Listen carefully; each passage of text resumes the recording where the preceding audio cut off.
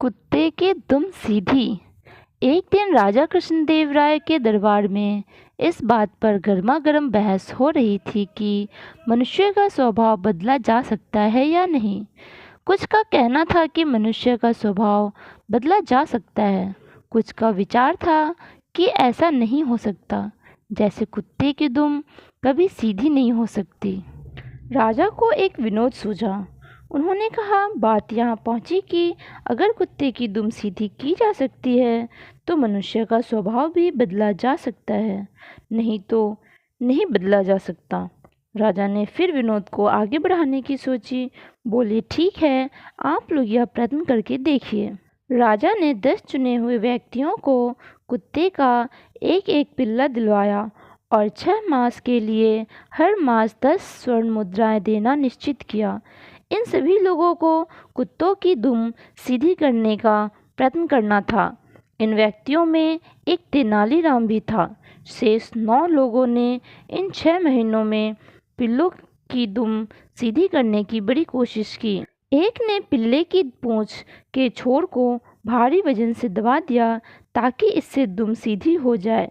दूसरे ने पिल्ले की दुम को पीतल की एक सीधी नली में डाले रखा। तीसरे ने अपने पिल्ले की पूंछ सीधी करने के लिए हर रोज पूंछ की मालिश करवाई। छठे सज्जन कहीं से किसी तांत्रिक को पकड़ लाए जो कई तरह से ऊटपटांग वाक्य बोलकर और मंत्र पढ़कर इस काम को करने के प्रयत्न में जुटा रहा। 7वें सज्जन ने अपने पिल्ले की शल्य चिकित्सा यानी ऑपरेशन करवाया। 8वां व्यक्ति पिल्ले को सामने बिठाकर 6 मास तक प्रतिदिन उसे भाषण देता रहा कि पूंछ सीधी रखो भाई, सीधी रखो। 9वां व्यक्ति पिल्ले को मिठाइयाँ खिलाता रहा कि शायद इससे यह मान जाए और अपनी पूंछ सीधी कर ले। पर तेनालीराम पिल्ले को इतना ही खिलाता जितने से वह जीवित रहे। उसकी पूंछ भी बेजान सी लटक गई, जो देखने में सीधी ही जान पड़ती थी।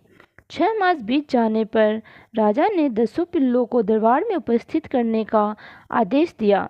9 व्यक्तियों ने हट्टे कट्टे और स्वस्थ पिल्ले पेश किए। जब पहले पिल्ले की पूंछ से वजन हटाया गया तो वह एकदम टेढ़ी होकर ऊपर उठ गई।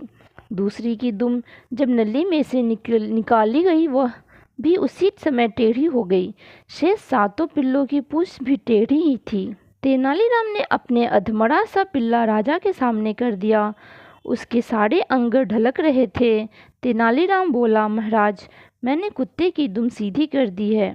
दुष्ट कहीं का, राजा ने कहा, बेचारे निरीह पशु पर तुम्हें दया भी नहीं आई। तुमने तो इसे भूखा ही मार डाला। इसमें तो पूंछ हिलाने जितनी शक्ति भी नहीं है। महाराज, अगर आपने कहा होता कि इसे अच्छी तरह खिलाया पिलाया जाए तो मैं कोई कसर नहीं छोड़ता, पर आपका आदेश तो इसकी पूंछ को स्वभाव के विरुद्ध सीधा करने का था, जो इसे भूखा रखने से ही पूरा हो सकता था।